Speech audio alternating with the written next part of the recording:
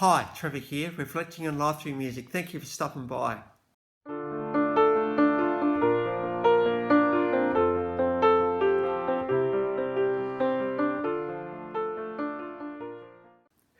Well, coming again today, you're very, very welcome. I trust you enjoyed my last band on the first synth pop superstars, the Human League. And through this song, Don't You Want Me Baby, we looked at being wanted and wanting and where it actually starts. So I trust you found that one encouraging.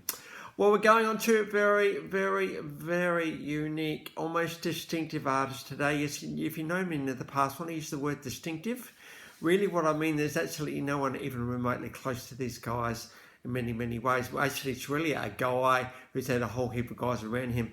Blackpool, 1967 in the UK. They started out very much blues, rock, jazz fusion. They've got a bit of folk rock in there as well, but they all certainly do have some elements of a progressive rock in there as well. The mainstay guy, Ian Anderson, just the effervescent, elf-like character that just dances around the stage playing his flute. Now, his flute technique is very, very unique in many ways. He's got this beautiful staccato mouthing thing going on, and he can make pretty groovy sounds through his flute. Whoever thought you'd bring flute into progressive rock? Well, Ian Anderson has absolutely done that. It took these guys a while to get going, but they did get signed pretty early. 1968, the album This Was, and that was followed up with 1969 album Stand Up. Now, this album went to #1 in the UK, and the song, which I should have realised was Jethro Tull, who we're talking about today, but Living in the Past, also got to #1.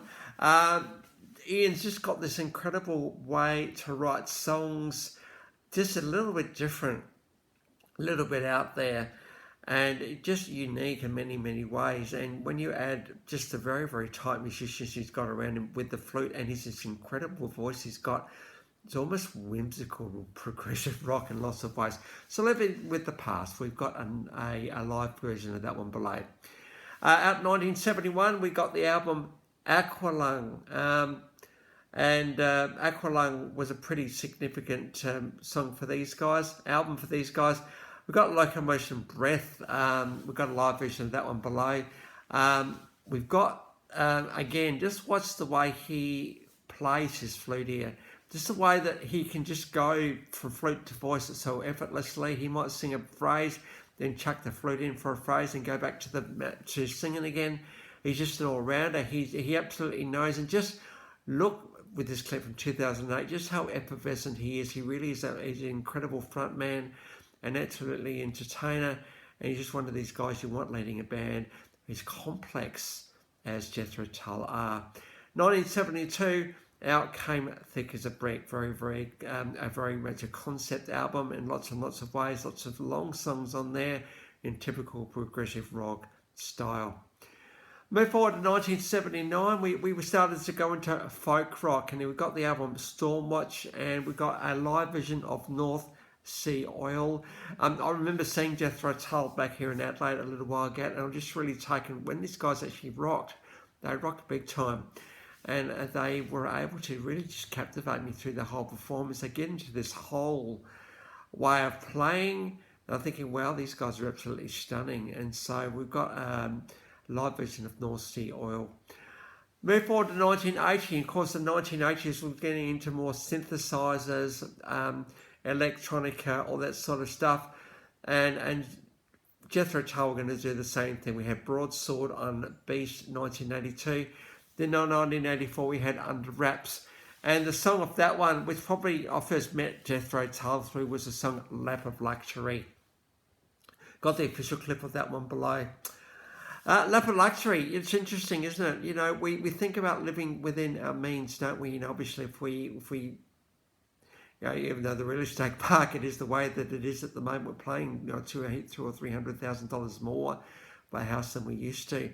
But this dream of being in luxury surroundings, in places that are comfortable with a bit of extra, is what we all want, don't we? And I do wonder, for many people whose lives are put on hold while they're working towards this lap of luxury thing, no, we're not going to really start living until we're living in our house. I think the lack of luxury can be a bit of a trap, and that is that if we think we get the next possession or the next thing, we're going to be really, really happy. But we buy that thing, then we want the next thing. Why do you think? Why do you think the mobile phone companies bring out a phone every year? Because they're aware, completely aware, that we're never satisfied. We want the next thing, and we will do anything we can to try and fill that gap inside us. But I do wonder, that gap, is the gap that sort of says, I'm looking for that next thing, my life's not going to be complete until I get it. I wonder whether we're looking in the wrong place for that.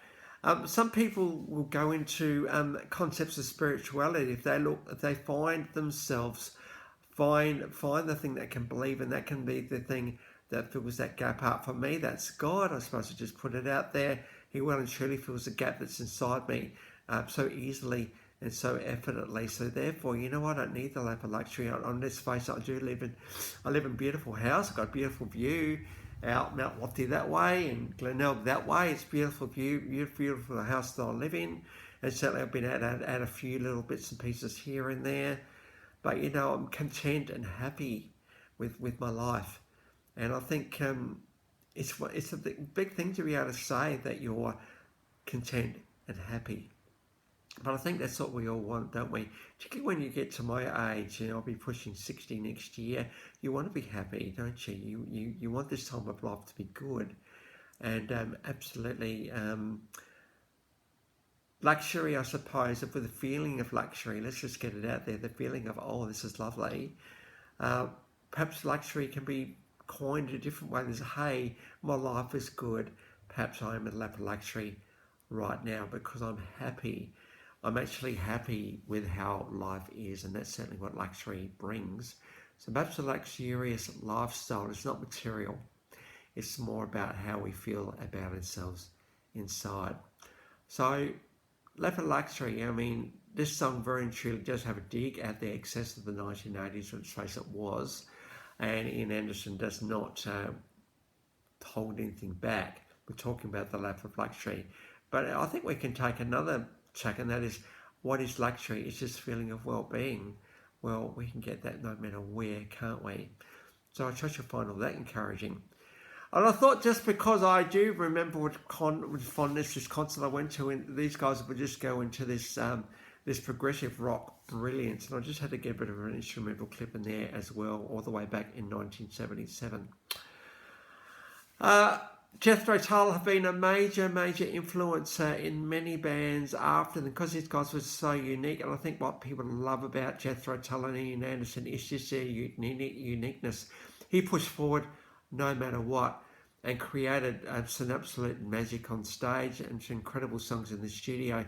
In fact, between 1968 and 2023, 23 studio albums, 9 live albums, 15 compilation albums, 12 video albums, 4 EPs, 33 singles.